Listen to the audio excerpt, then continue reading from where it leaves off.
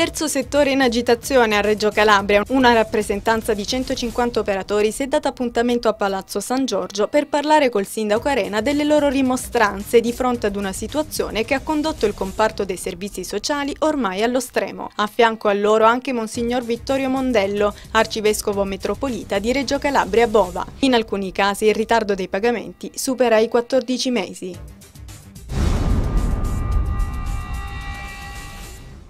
Non si placa la protesta degli occupanti abusivi delle case popolari a Crotone. Nella giornata di ieri, persone delle forze di polizia hanno dato esecuzione all'ordinanza sindacale sullo sgombero di 30 alloggi popolari non ancora completati ed occupati abusivamente. La protesta si è spostata nel piazzale antistante lo stadio Ezio Scida, dove 24 famiglie provenienti da località Farine e Fondo Gesù si sono costruite una casa di fortuna.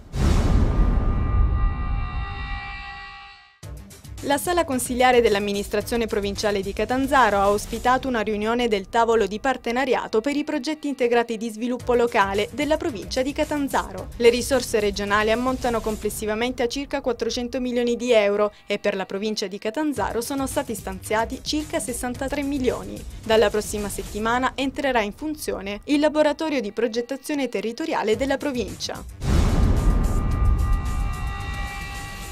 Quest'oggi nella città dei Bruzzi il workshop della prima edizione della Borsa del Turismo di Cosenza, nel corso della quale buyer esteri si sono incontrati con circa 70 operatori dell'offerta locale. Promossa dalla Camera di Commercio di Cosenza in collaborazione con TTG Italia SPA e Rimini Gruppo Fiere, la Borsa del Turismo ha fatto scoprire a buyer e operatori esteri del Nord Europa e dell'America interessati a instaurare rapporti di collaborazione con attività ricettive della provincia, le bellezze e le potenzialità turistiche del territorio calabrese.